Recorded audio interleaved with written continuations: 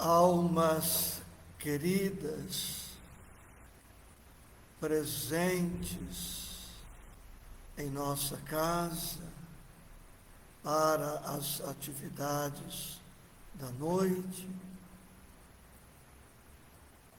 almas queridas das redes sociais que estão se conectando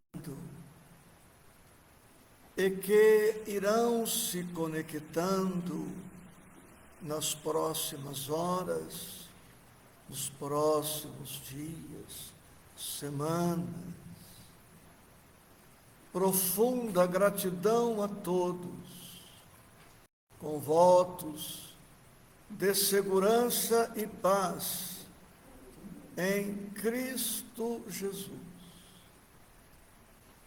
Sequência do estudo do Evangelho segundo o Espiritismo, capítulo 5, Bem-aventurados os aflitos, item 22.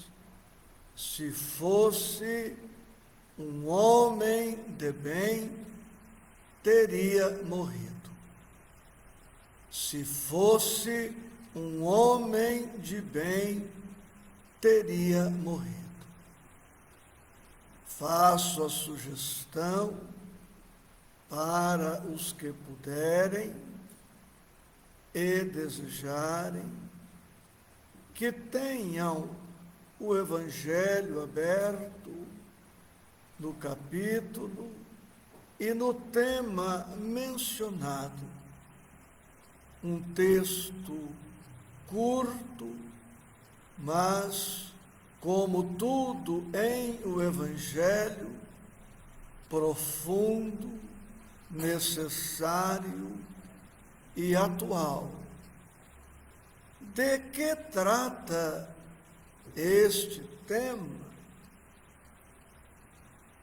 Respondendo a esta indagação, leio para nós o primeiro parágrafo do número 22.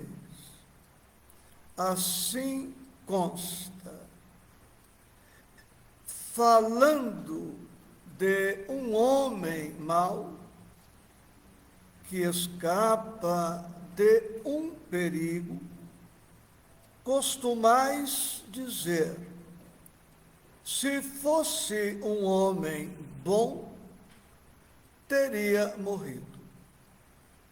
Pois bem, assim falando, dizeis uma verdade, pois, com efeito, muito a miúde, muito frequente suceder dar Deus a um espírito de progresso ainda incipiente, prova mais longa do que a um bom que, por prêmio do seu mérito, receberá a graça de ter tão curta quanto possível a sua provação. Por conseguinte, quando vos utilizais daquela frase, se fosse um homem bom, teria morrido, não suspeitais de que proferis uma blasfêmia. O capítulo 5 tem por tema central um estudo sobre as aflições. E o primeiro tópico deste capítulo tem por título Justiça das Aflições. Almas queridas, Deus é perfeito. E sendo perfeito, Ele possui as suas qualidades em grau absoluto. Deus não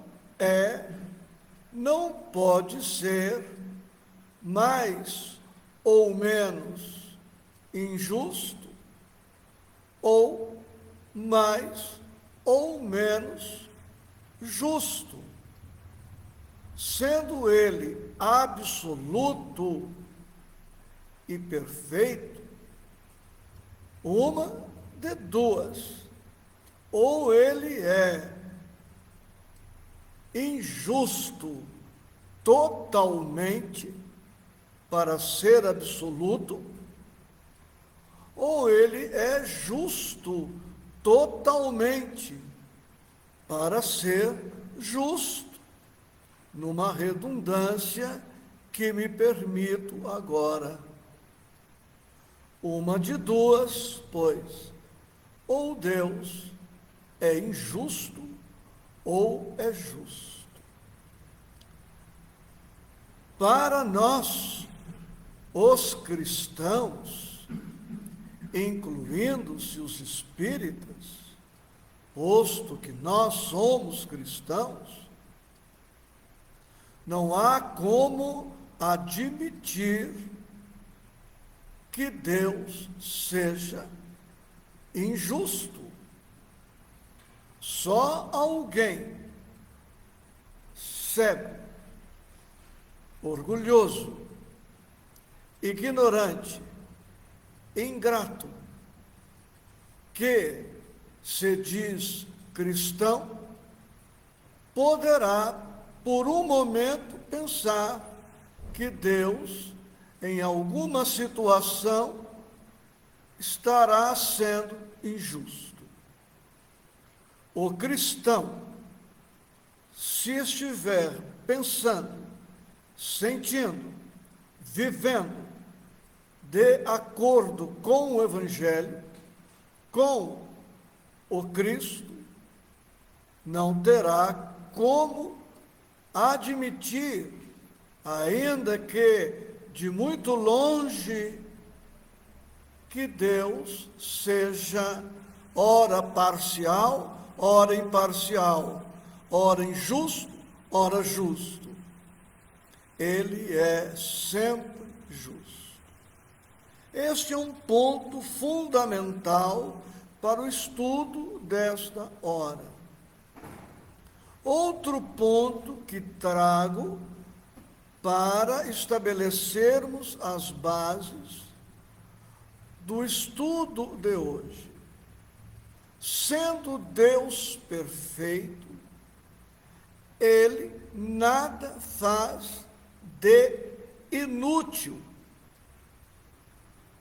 Deus tudo faz obedecendo a uma ordem, a uma programação, a um esquema. Eu não gosto da desorganização. Eu não gosto das coisas sem ordem. Eu não vivo sem agenda, sem esquema, sem metas definidas. Eu tenho propósitos para a minha vida. E todos nós temos. E se não temos tantos propósitos, precisamos tê-los, construí-los.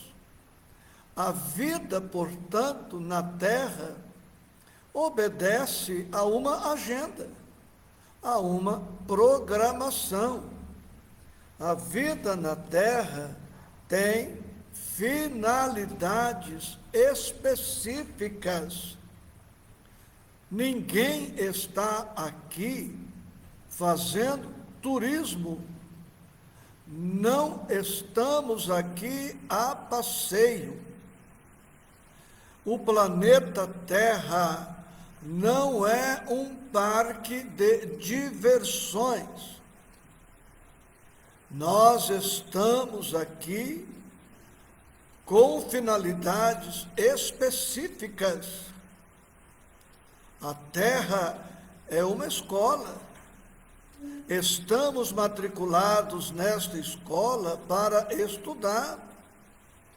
A Terra é um hospital. Estamos aqui para tratar e curar as nossas enfermidades espirituais, que geram as enfermidades orgânicas. Portanto, finalidades nobres nos trouxeram à Terra. Precisamos ter convicção disto, porque Deus, que é justiça, é também amor, é também bondade, é também misericórdia. E tudo nas nossas vidas está permeado pela bondade, pela misericórdia, pelo amor de Deus e pela justiça que já mencionamos. No estudo passado, vimos que não é razoável querer que todos vivam o mesmo tanto de anos. Nem todos trabalham, dissemos no estudo passado, e estudam a mesma quantidade de tempo. Repetindo, não é razoável querer que todos vivam o mesmo tanto de anos. Nossa mãe teve 13 partos, 13 filhos.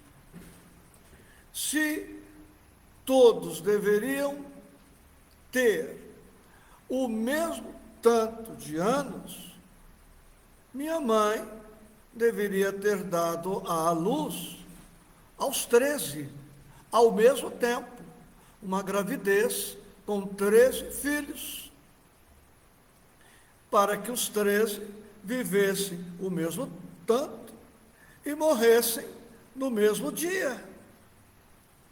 Bastou que um nascesse depois do outro e já estava decretado aí, salvo um acidente de trânsito ou uma outra circunstância qualquer, bastou que um nascesse antes do outro para se decretar, só por esse aspecto, que um haveria de desencarnar antes do outro. Então a vida é feita de ciclos, e cada espírito, no seu momento, no seu estágio, no seu ciclo, com as suas necessidades e objetivos evolutivos. Não é possível, pois, padronizar o tempo de permanência na Terra. E se continuarmos desenvolvendo o raciocínio, veremos o absurdo da hipótese. Bem, outro aspecto a ponderar, e isso nos remete ao capítulo 2 do Evangelho, o tópico, o ponto de vista. Estando na Terra, o nosso corpo se torna um obstáculo, um empecilho para que o espírito veja tudo, perceba tudo, entenda tudo, compreenda tudo. E como nós, reencarnando passamos pelo temporário esquecimento do passado, muito do que vivenciamos na pátria espiritual, antes da reencarnação, está momentaneamente esquecido. Neste exato momento, eu não sei dizer de qual cidade espiritual eu vim para reencarnar. Eu não tenho lembrança agora do que eu fazia lá, quais as minhas ocupações. E assim, todas as criaturas humanas passam pelo esquecimento do passado. E com este esquecimento, embora temporário, nascemos ou reencarnamos, crescemos e, por não termos lembrança do passado, por não termos uma visão do futuro, por não termos tantas percepções do que é, do que se passa, do que acontece na pátria espiritual, ficamos com a visão estreita da vida, como se esta vida fosse a única e que não tivemos antes outras experiências e que morrer implica em desaparecer para sempre, em nos desconectarmos para sempre dos nossos afetos. Morrer implica em que não mais nos reencontraremos em face dos sentidos obtusos, estreitos, limitados. Eu não estou afirmando isso. Eu estou praticando empatia, colocando-me no lugar daqueles que não têm a visão espírita da vida, ou uma visão mais espiritualizada da vida. E estes que não têm uma visão, uma compreensão espírita da vida, ou mais espiritualizada, se concentra de maneira excessiva no corpo, na vida atual, que para ele ou para eles passa a ser tudo, ou quase tudo. E em face desta estreiteza dos sentidos, nós invertemos os valores. Parece que a vida verdadeira é a vida que passamos na Terra, quando a vida verdadeira é aquela que vivemos na pátria espiritual. Já vivemos e vamos tornar a viver. Temos a impressão de que estamos vivos estando no corpo e que morrer é um desaparecer para sempre, determinando uma ruptura definitiva, quando, na verdade, o viver é na pátria espiritual. Para nós, aqueles que se anteciparam através do fenômeno morte, para nós, eles estão mortos. Mas para eles, que são os vivos da espiritualidade, nós é que somos os mortos. Porque aqui a vida não é tão plena quanto lá. E assim vamos compreender o equívoco quando lamentamos, choramos sem consolo, nos queixamos, nos revoltamos, nos desesperamos, nos deprimimos, quando um afeto parte pelas portas da desencarnação de volta para a pátria espiritual. E pensamos assim, não nós. Estou aqui praticando empatia, a generalidade das pessoas pensam assim: que pena que ele morreu, que pena que ele desencarnou, ele era tão bom. Justamente por ser bom é que ele desencarnou. Nós vamos explicar essa frase. Sabemos que os maus, entre aspas, também desencarnam. E muitas vezes, na visão estreita, alguém pensa ou diz: que pena que ele, que era tão bom, morreu, desencarnou. Esse outro aqui, olha, que não vale nada, não serve para nada, não morre, está aí, continua. Agora nós vamos poder refletir melhor sobre este pensamento equivocado.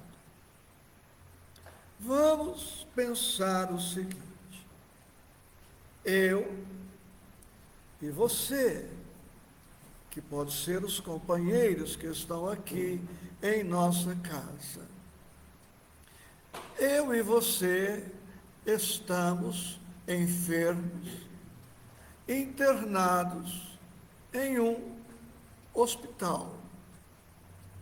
Você obtém a cura em face da eficácia do tratamento médico e eu continuo doente.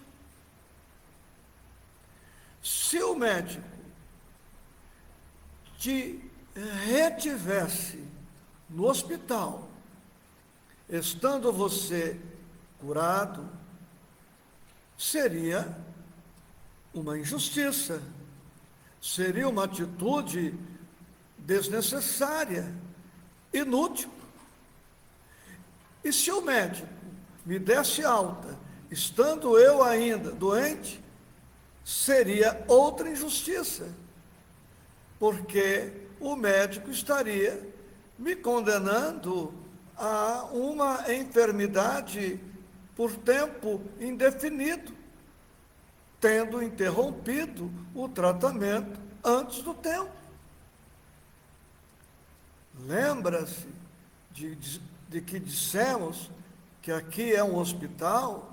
Pois então, reencarnamos para o tratamento de determinadas moléstias espirituais.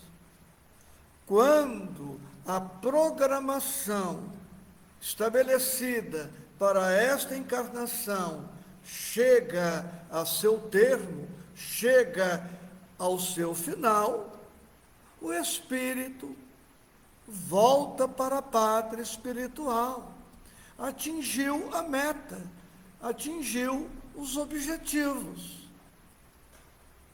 Aquele que ainda não se curou, como se espera que venha a se curar nesta encarnação, permanece internado em tratamento que se desdobra até que ele alcance a cura possível para a atual reencarnação.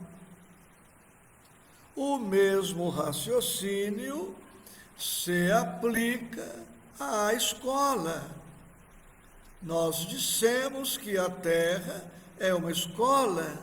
Isto está colocado muito bem no capítulo 3 do Evangelho segundo o Espiritismo. Pois bem, você e eu estamos matriculados numa determinada escola. Você teve um aproveitamento melhor, estudou mais, valorizou mais a oportunidade, não perdeu tempo, concluiu o curso, merece o diploma.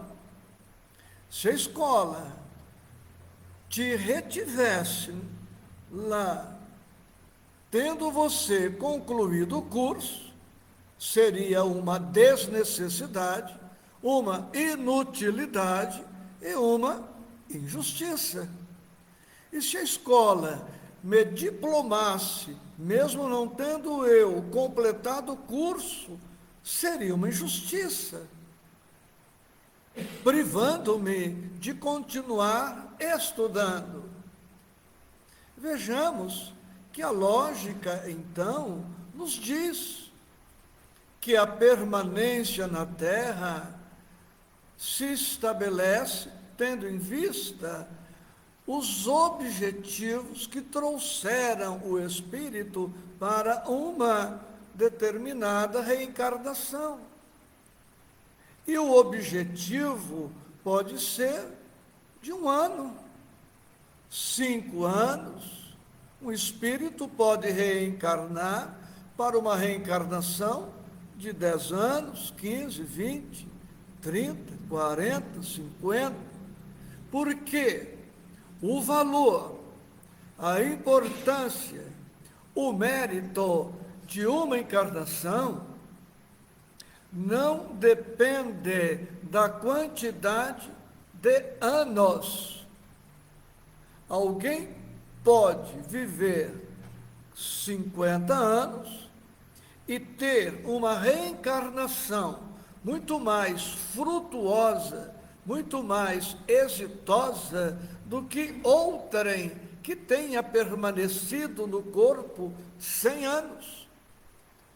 Vamos verificar a qualidade de vida daquele que aqui permaneceu 50 anos, sua herança, suas obras, suas realizações, suas conquistas. E vamos verificar o aproveitamento daquele que permaneceu aqui 1 século inteiro. Portanto, o que conta na reencarnação é a missão, é o objetivo, a finalidade. E pode ser que esta finalidade seja alcançada em poucos anos. Não há mais razão para que este espírito aqui permaneça nesta encarnação. E como somos todos imortais, lógico, como a vida prossegue ininterrupta, a vida espiritual daquele que desencarnou com menos idade não se perdeu, não se interrompeu, a vida segue. O que o espírito não fez estando encarnado, continua fazendo na pátria espiritual. E até com melhores recursos, com melhores condições, com menos riscos, vivendo numa região mais livre de certos males, menos exposto a certos perigos que poderiam comprometer a sua reencarnação.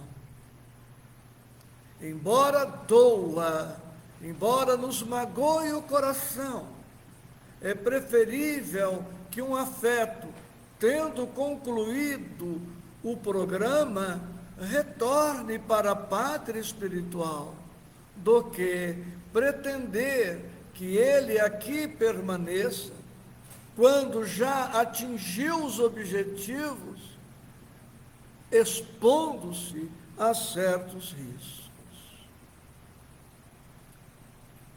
No item 22, que temos 3 parágrafos, eu leio agora, eu li o primeiro, e agora vou ler o 3º parágrafo. Diz aqui Fenelon, o autor da mensagem: habituai-vos a não censurar o que não podeis compreender, e crede que Deus é justo em todas as coisas. Muitas vezes O que vos parece um mal é um bem. Tão limitadas, no entanto, são as vossas faculdades, que o conjunto do grande todo não o apreendem os vossos sentidos obtusos. Esforçai-vos por sair pelo pensamento da vossa acanhada esfera, e, à medida que vos elevardes, diminuirá para vós a importância da vida material, que nesse caso se vos apresentará como simples incidente no curso infinito da vossa existência espiritual, única existência verdadeira. Amados irmãos, amadas irmãs, alguém poderia, talvez, pensar, ele fala teoricamente, se ele estivesse no meu lugar, talvez pensasse diferente. Não direi que eu não poderia pensar diferente a respeito de algumas coisas, mas quero dizer a você que estou aqui falando da imortalidade da alma, da comunicabilidade dos espíritos. Estou aqui falando da justiça de Deus, já tendo passado por várias perdas. Já me despedi de meu pai, cuja desencarnação presenciei na Santa Casa de Oswaldo Cruz, onde estou. Eu estava a 30 centímetros de meu pai, quando ele desencarnou, para não dizer colado no leito em que ele se encontrava. Vi o corpo de minha mãe sem vida,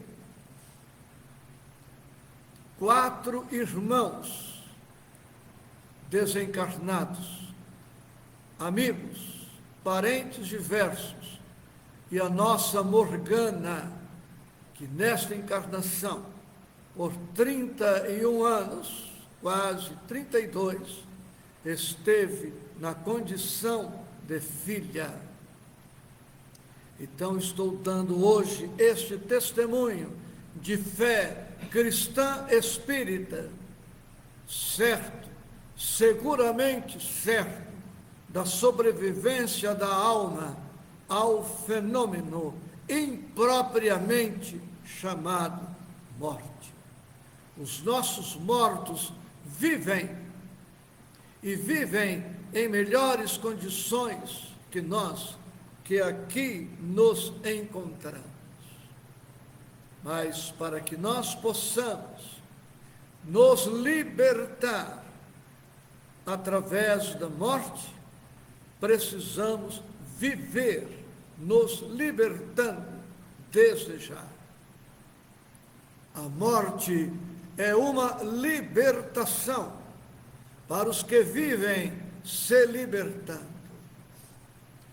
E como os nossos afetos souberam bem aproveitar a oportunidade, eles nos deixam esta exemplificação, esta lição. Saibamos viver como quem sabe que um dia há de morrer, e morramos como quem soube viver. Vivamos como quem sabe que vai morrer, e morramos como quem soube viver. carinhoso abraço. Depois, através do Zap e através do Face, eu entrarei em contato com todas estas almas queridas que sempre nos inspiram. Muita paz com Jesus.